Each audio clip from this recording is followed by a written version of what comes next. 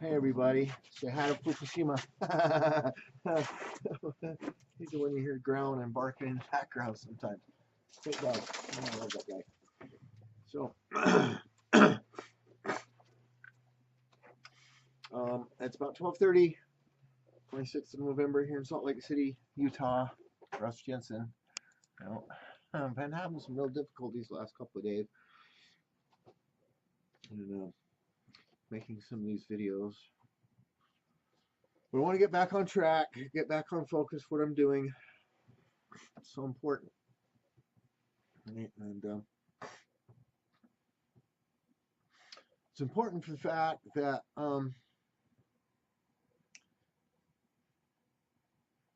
we have a lot of problems going on this planet. In your countries, your societies, your cities, don't we? One of the biggest problems is lack of resources, finances, money. And yet, we take a close look at some of the accounting practices of your local governments.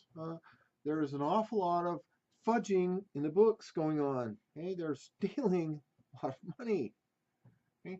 That's why it's important we get back in control of our governance, that we reclaim our lawful sovereign authority. Now, we just went through this voting cycle, elections. All very exciting. Everyone went down, stood in line for hours, cast your vote, do your civic duty. What you don't really recognize, fail to understand, people, is that, and people believe that's part of the democratic process, okay? Voting for the people, went down and voted. No, but you weren't voting, really, except one or two maybe items in your county or your city, a couple things that might have been on the ballot referendum issues. You're voting for other individuals to then go represent you or represent your group, legislative body. That's the exact definition of an aristocratic republic. It's entrusted to the care of a few citizens, a senate. Know what they call your people up at the state level, a senate? Okay. Now, so what do? We go on about our daily business, daily lives, doing whatever. Those guys go up there, those men and women go up there and do their collective, whatever it is they do, and they write and pass these laws, legislative acts, okay? We're not really keeping an eye on them, and a lot of legislative acts that they write don't have constitutional authority. They're outside the authorization that they've been granted.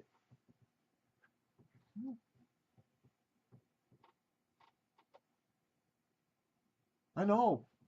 Structure is important, government is important, law is important. We have to have it. Problem is, they've gone way too far. Okay, they have stripped you of your identity, your authority, your lawful sovereign authority. It's the authority they operate upon, people, and it's given with consent.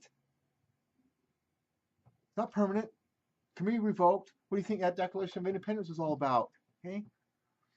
And I'm not saying that we do those kinds of things. I'm saying you better understanding of how things work. And that's the importance of this book, Law of Nations. It explains these things very specifically, what proper roles of government are, what their authority really is, what your authority is, what their duties, rights, benefits are. What your duties, rights, and benefits are, because that's all there is, people. I'll get back in this book here. We go to Article 1, Section 8, Clause 10, Law of Nations. We're going to the preliminaries, back to the preliminaries again, very beginning, talking about what is meant by nation or state. Nations are states, they're bodies politic, they're societies of men united together for the purpose of promoting their mutual safety and advantage by their joint efforts of their combined strength. To come together, safety, benefit, advantage, help one another.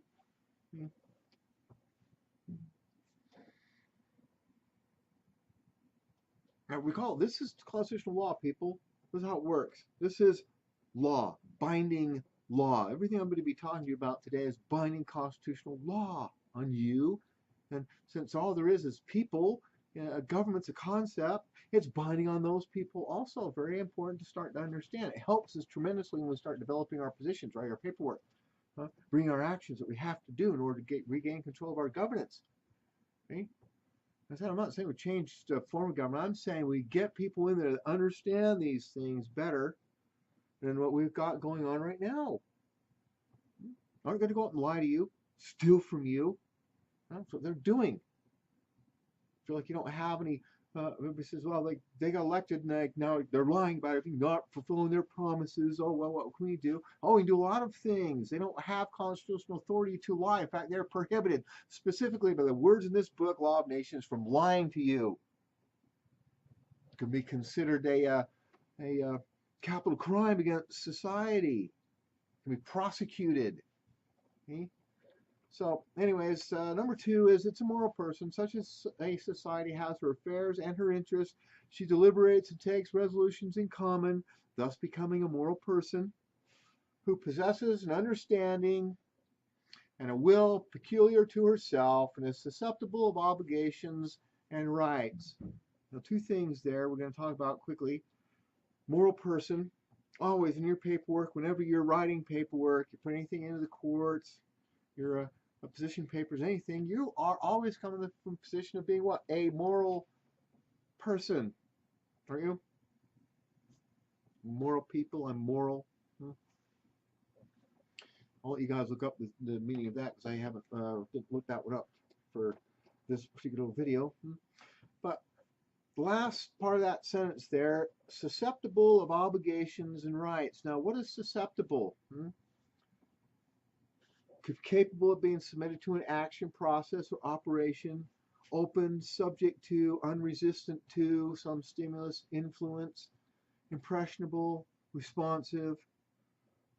When you start looking at studying words, you'll understand the prefix sus, S-U-S, sus, okay, means up.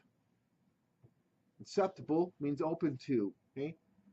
So refer to something or someone that takes up or absorbs like a sponge, taking into the body, takes up, absorbing, okay? Meaning that the body itself takes on obligations and rights.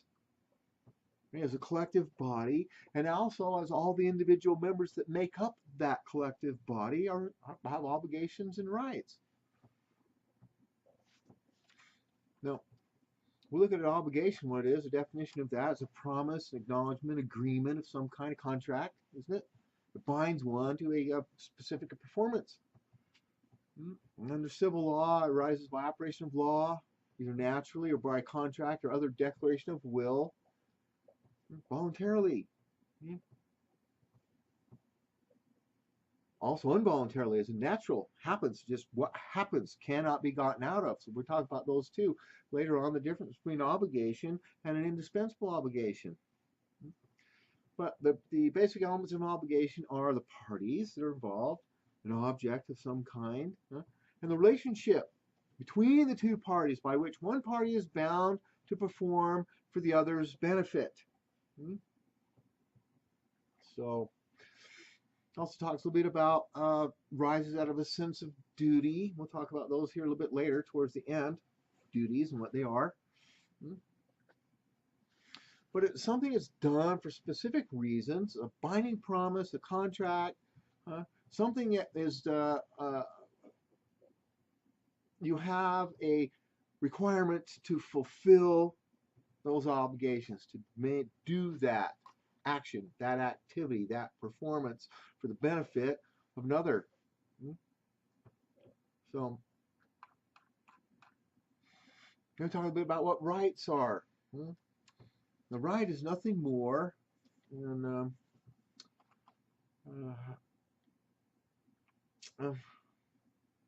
what's morally possible, what's proper and consistent with duty. Okay, these are words coming right out of that book, Law of Nations. This is your constitutional definition of rights. Okay? Rights which result from these obligations, for the right being nothing more than the power of doing which is what is morally possible, that is to say, what is proper and consistent with duty. It is evident that right is derived from duty. or passive obligation. The obligation we lie under to act in such or such a manner. It is therefore necessary that a nation should acquire knowledge of the obligations incumbent on her in order that she may not only avoid all violation of her duty, but also be able distinctly to ascertain her rights, what she may lawfully require from other nations. Now, remember, okay, a nation state is just groups of people working together.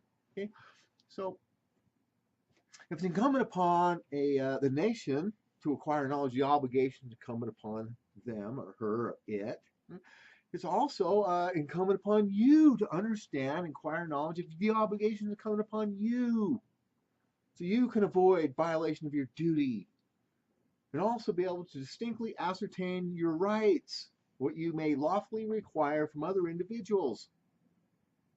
Your governance, your elected officials, people in the public authority, the sovereigns sitting inside the offices of sovereignty.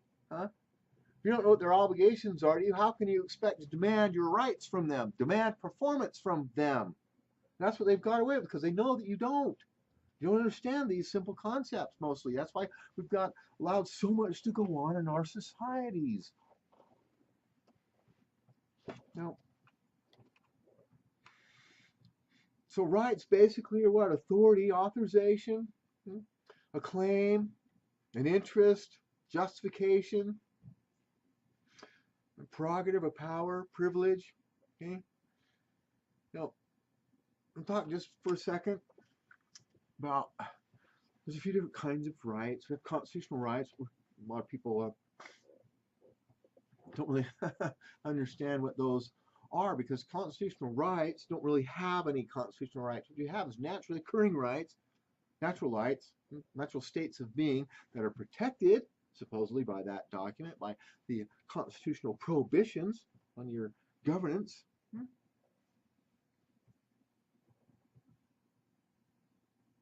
That's, the ones everybody's familiar with, life, liberty, pursuit of happiness. You got civil rights then. Those are your rights of property, your right of trial jury, your right of different things that they have legislatively created for the benefit of the general population. Okay? And then you got political rights. Okay? That's basically just your ability to participate in the establishment and the administration of government. Right of citizenship, right to vote, right to hold public office. Okay? But we're primarily concerned with constitutional rights, which we don't really have any of. We're more concerned with these naturally occurring rights, which are protected by your Constitution.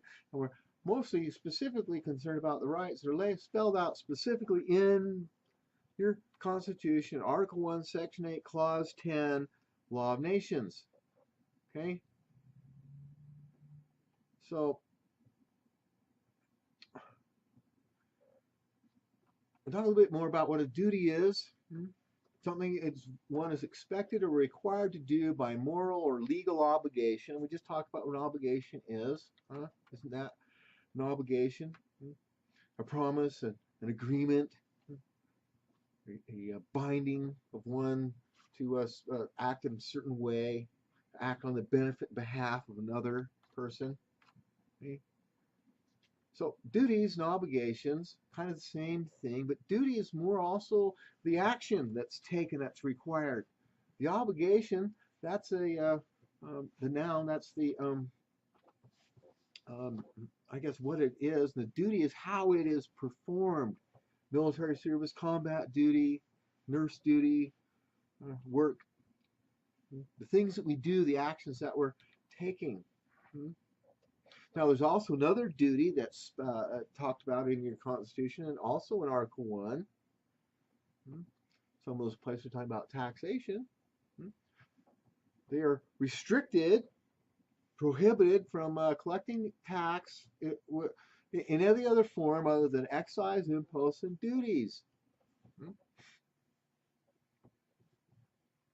Now, they say they can do a direct tax because they took away the apportionment portion of that, but the direct tax has never, ever been repealed. It's never ever been overturned. Okay. They can't come to you, do a direct tax on you. It is prohibited. Okay? They are restricted. Well, let me rephrase that. It's not quite exactly right. They can do a direct tax on you, but it has to be done in these certain ways. Duties, excises, and imposts. That's it. Why? Because those are all considered to be activities which are voluntary. You can voluntarily choose to do the action or voluntarily to not do the action. That's the primary requirement. They can't come to you and force you to pay a tax of any kind. Can they? Now, if you start to understand, we'll talk about this in a lot more depth later on, what your life really is. And that consists of your life force energy, you here, walking around, investing your time, your talents, your efforts, your labor into what? Huh? Working towards your own perfection and perfection of society, turning that energy into value. How can they tax your life force energy? They can't. Not without voluntary consent from you. Do what? Some kind of an action that you're taking. An exchange, an excise, okay? Goods and services, things that you have a voluntary ability to do or not to do. That's the only way that they can tax you in any kind of a way, period. We'll talk about that more later on in one of these, as we get further into this book, because it's something with the actions we're going to be bringing, okay? Now, so let me get back to reading out of the book now. We're at number 4. I think that's what we're talking about. Yeah. Anyways, in what light nations or states would be considered? Nations being comprised of men naturally free and independent, and who before the establishment of civil societies lived together in a state of nature. Nations or sovereign states would be considered as so many free persons living together in a state of nature. There's a settled point with writers on the natural law that all men inherit from nature a perfect liberty and independence. We talked about that a little bit the other day. Liberty to do anything, act in any kind of way you want, of which they cannot be deprived without their own consent. So there's that word consent again. Consent voluntarily. You can't be deprived of that. But you have consented to be governed. You have agreed to give up a little bit of your abilities to do whatever you want. Delegated some of your sovereign authority, because that's all there is your authority here, to other individuals known as the sovereigns to act on your behalf. Their obligations to you to do what? Act on your behalf. Their duty to you to what? Act on your behalf. And from that, they get some rights, the rights of governance. But if they fail in that, well, if they don't haven't met the duties and obligations, do they get the right? Huh? No. We'll talk about this word deprive real quickly. As to what? To remove, withhold something from the enjoyment or possession of, as in to deprive a man of life, okay? Or prevent someone or place from having or using something. Okay, it's taken away from you. You are denied access to it. Huh? Denied its use. Okay? So number 5, this will be the last one I go into because I've gone too long already. To what laws nations are subject? As men are subject to laws of nature, and as their union in civil society cannot have exempted them, okay, from the obligation, which is what the contract, the agreement, to observe those laws, nature's laws, natural laws, the laws that we're talking about in this book only. And since by that union they do not cease to be men, okay, there's no such thing as government, it's a concept. Okay? The entire nation, whose common will is but the result of the united wills of the citizens, remains subject to the laws of nature, meaning they can't get out of these laws. Okay, just because you come together as a collective group and decide up there to do some things and say it's okay, that violate natural laws, violate my naturally occurring rights, my naturally occurring state of being, things of which I cannot be deprived, which we'll talk about. We've already mentioned it, but we'll talk about, spoken of specifically in book 2, the rights of which men cannot be deprived ever. Okay?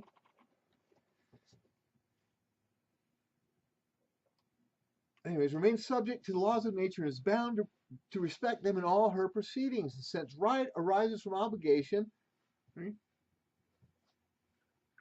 The nation possesses all the same rights which nature has conferred upon men in order to enable them to perform their duties. Now, that's very important to understand. Perform their duties, because we'll talk about this later on too, about the fact that nature, law of nature, does not give you a duty or an obligation to perform without giving you the absolute right, the way to the necessities of fulfilling that. And this becomes very important when we start establishing our position, exercising our unalienable right of necessity, our unalienable, unalienable right of personal worship, indispensable obligations that we are forced by nature to engage in. Hmm? Those become rights then, right? Which nature also from those corresponding obligations and duties comes a corresponding right to do that. I have to have the ability to meet the duty and obligation, don't I? I can't be prevented from doing it, can I? And this becomes very powerful. It becomes one of the core tenets of our position that they can't move us off of. How can they? You know, like I said, well, I'll hopefully do a better job explaining in the book and when I get into the other videos, but it's very important to understand that rights, your rights of anything, come from a corresponding duty and obligation.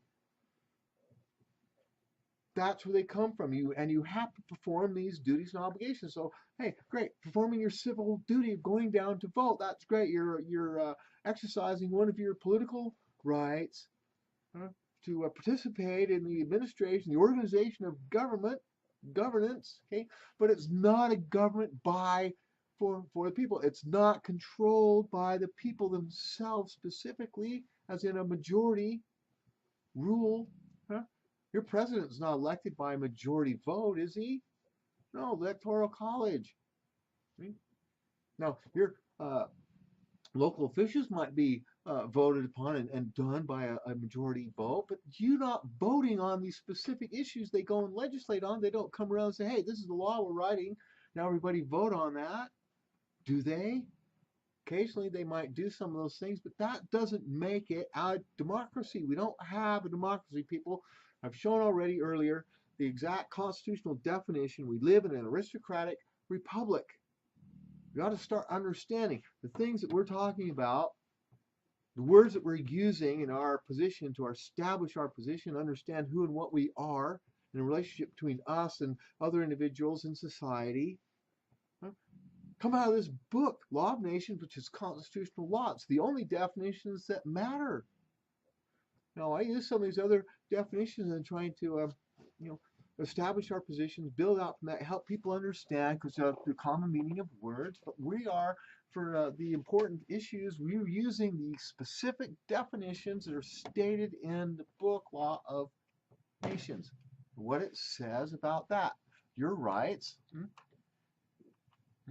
are derived from duty. Your rights result from your obligations. Your rights result from your just mere existence. So, I'm going to leave that with everybody here. Love everybody. Keep working on these things. I'll be doing some live YouTube events starting not this Wednesday, because I got a meeting with the Salt Lake City about water rights on some property. But I might do it on Thursday. I don't know. But I'm going to get started on those things. I've just got a domain name, myconstitutionalcannabis.com. Be building a lot of things there, linking out to a lot of other sources of information, like the supremelaw.org I referenced yesterday in my little video about why you cannot be criminally prosecuted in the United States District Courts, because they have not been granted jurisdictional authority. Okay? Okay? That's the power of reading some of these things, people. You know, and also, I'm going to be getting somebody to help me create a Facebook page so we can link out to everybody and start getting some of this information out there. These videos being passed around a little bit.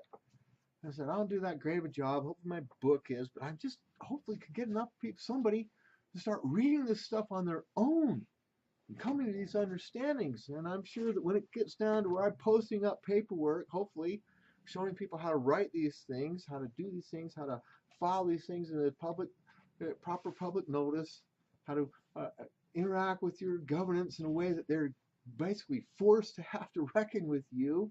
Okay, not about protesting people, not about writing letters to the editor. Okay, it's not about complaining, not about causing problems. Okay? It's about understanding who and what you are, the proper relationship between you, your other individuals in society, and those that are then sitting, the sovereign, sitting in the offices of sovereignty, huh? And explaining to them specifically what it is you have a right to expect from them as far as their performance for your benefit, meeting their duties and obligations to get the right to be a sovereign. Okay? So, talk to everybody later, and have a great day. Love everyone, and hey, start reading this book, Law of Nations. Start leaving some comments. So, talk to you soon.